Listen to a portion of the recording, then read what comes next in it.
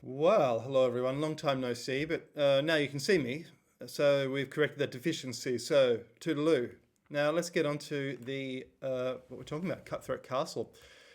Cutthroat Castle is located in the United States on the border of Utah and Colorado. It is in fact part of the Hovenweep National Monument, but a bit to the north of it. And we're going to say, well, who is it built by? And we're going to raise several hypotheses. Your comments have been absolutely amazing in the last Hovenweep video. Several people, one or two people have been a little bit rude, but they've raised some interesting points as well. They've said it's similar to the monuments in Africa, to the Nuraghe in Sardinia, which I pointed out are similar to the monuments in Africa. Who built these? When were they built? Are they medieval or are they earlier? One person made a very good comment.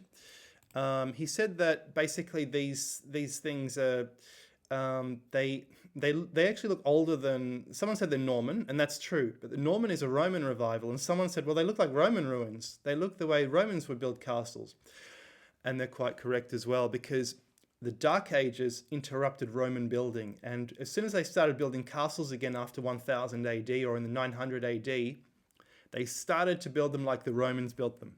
Now, Cutthroat Castle, it's located here. We're going to suggest a link to Quelap in Peru, which Brian Forster talks about a lot, which is basically very similar to ancient Ireland. Did they go further? Did they round the horn and go up the coast? Let's have a look. Where is it located in relation to all this? Basically, it's as we see, it's so there's a landowner who owns the land in front of it or around it, so it's hard to get there.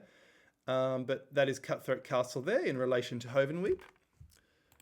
Let's have a look. This is the nps.gov National Public Service website, and we can see just what's going on here. Let's make it a bit bigger. So Cutthroat Castle is unique and inspiring.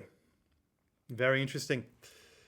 And it is around a canyon, yes, so it's on a cliff. They looked for a cliff to build their castle, much like the Europeans would do, because it's easier to defend with fewer men. It's obviously a defensive earthwork, a defensive stonework. We see round towers and we see square buildings. And it looks very much like the other stuff at Hovenweep.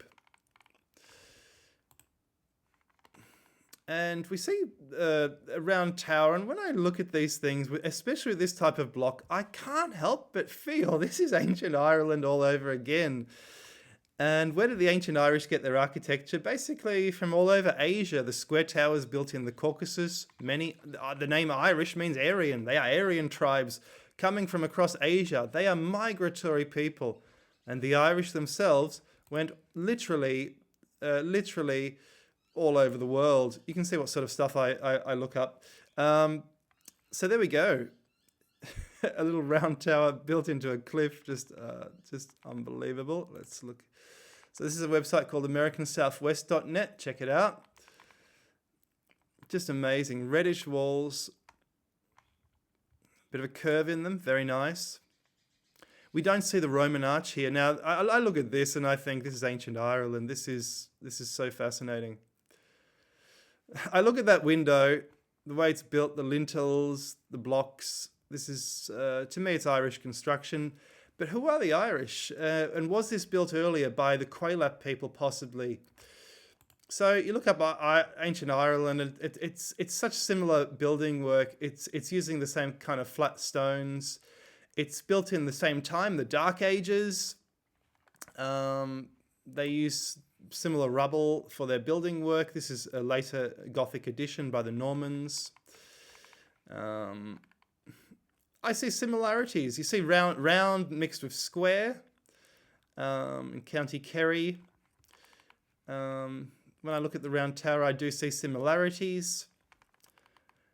Are they related? Are they a related people? Irish ruins, you see a tower and you see a round thing and you see square things. Here's a private blog, Dave and Diane, I came across, and they've actually done a little trek into the region. So, as you see, it's an elevated plateau, perfect for perfect for a fortress at Cutthroat Castle. They say it was discovered by an archaeologist in 1929. So we don't know why it's called Cutthroat Castle. There's the castle ruins. It'll be a bit hard to it's hard to approach. So it's formidable. It's power. Perfect place for a lord to build their dwelling. You see the round towers. Just fascinating. Thank you, Dave and Diane. I haven't asked your permission, but thank you. Just fascinating. So let's look at Quelap. So basically further down the Pacific coast, Brian Forster talks about Quelap. That is ancient UK type face. At Quelap, you see what in Ireland are called fairy rings. These are all over Ireland, and they don't know what they're for. They say, well, hang on. If they're defensive, then why are they lower than the ground around them? And they're a puzzle to Irish historians. But here they are in America, and built by the fairy people who are supposedly giants, or the fair people, or whatever fairy means, the pharaoh people. And you see these, this is basically almost a Celtic motif. And again, you see these lozenges like in ancient UK. These are on, I think these are similar to the bush barrow stuff around Stonehenge. Beautiful motifs. But then you see the monkey, the thoth, the native thing. So fascinating. And Quelap is a huge site, very similar to what we see in Africa. The Quelap wall, very similar to Zimbabwe, which means old ruins, basically. Quelap, they're located on the coast. Was it a people who came around the Horn and they built massive things? Did they go further north and build Cutthroat Castle? In fact, you see these steps carved into the ground. That is at the Cutthroat Castle ruins. I saw that in a photo somewhere. These steps carved into, let's see if I can find it, those steps carved into the ground. So I'd say it's a similar people. So what sort of timeline are we looking at, people? Now, I can't find them. What sort of timeline are we looking at, people? Now, the archaeologists say all these ruins were built basically in the time of the Dark Ages. So from 400s to about 1200s. So that puts them in the right time when this sort of architecture was contemporary in Europe. Or were they an older people migrating out of Troy, as I suggested to Mr. Forster, because he said, well, they come from there. Did they migrate out of Troy? The Welsh Britons are also this people. The Romans were also this people. They were redheads from Ukraine mixing with possibly Minoans, curly-haired people from Africa, and they make the modern Welsh people. Did they go all the way to America? Did they build this architecture? Just fascinating, just unbelievable. We don't know. Maybe there were many migrations. Yes, I like that. I like the idea of many different migrations. So anyway, on that note, people, I would like to say see you later and have a very good day. And thank you for looking at Cutthroat Castle.